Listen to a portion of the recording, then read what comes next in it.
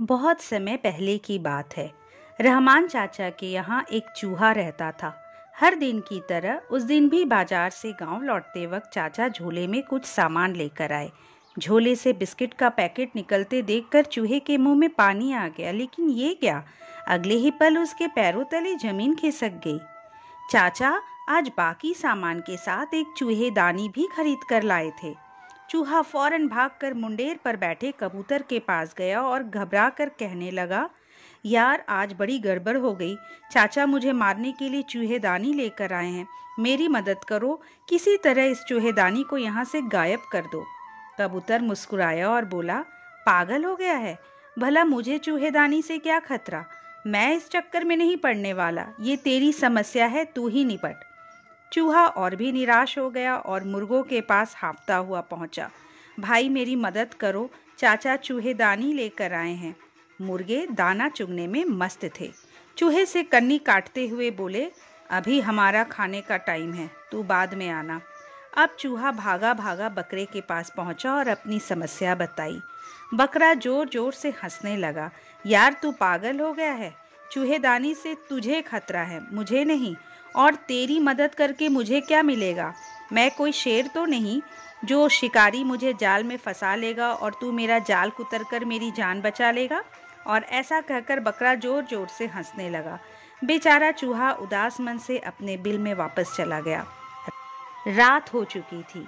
चाचा और उनका परिवार खा पीकर सोने की तैयारी कर रहे थे। तभी खटाक की आवाज आई। चाचा की छोटी बिटिया दौड़कर चूहेदानी की ओर भागी। सभी को लगा कि कोई चूहा पकड़ा गया है। कबूतर, मुर्गे और बकरे को भी लगा कि आदत से मजबूर चूहा खाने की लालच में मारा गया। लड़की पलंग के नीचे हाथ डालकर चूहेदानी खींचने लगी। तभी हिस्स की आवाज आई। ये क्या, चूहेदानी में चूहा नहीं बल्कि एक जहरीला सांप फंस गया था और उसने बिजली की गति से फुफकार मारते हुए बिटिया को डस लिया। बिटिया की चीख सुन सब वहां इकट्ठा हो गए। रहमान चाचा सर पर पैर रखकर पड़ोस में रहने वाले ओझा के यहाँ भागे।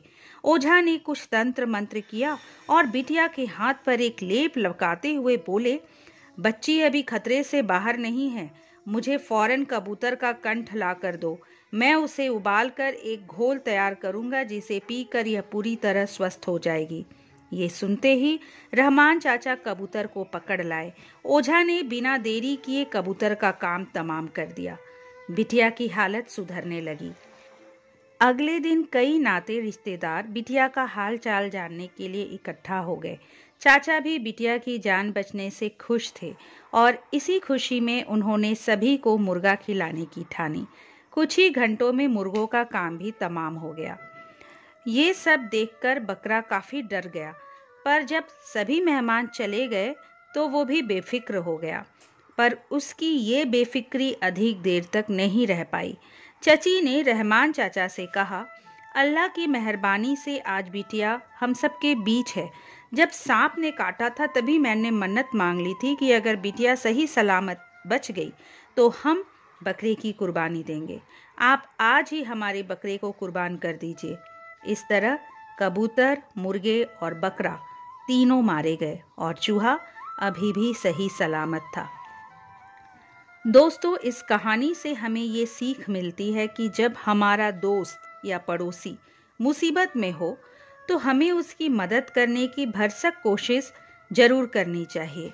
किसी समस्या को दूसरे की समस्या मानकर आंखें मूंद लेना हमें भी मुसीबत में डाल सकता है। इसलिए मुश्किल में पड़े मित्रों की मदद जरूर करें। ऐसा करके आप कहीं ना कहीं खुद की ही मदद करेंगे। दोस्तों, यदि ये प्रस्तुति आपको अच्छी लगी तो इसे लाइक कर दीजिए। अगर इस चैनल को सब्सक्राइब नहीं किए हैं तो सब्सक्राइब कर लीजिए। अगली बार एक नए वीडियो के साथ आपसे फिर मिलेंगे। नमस्कार।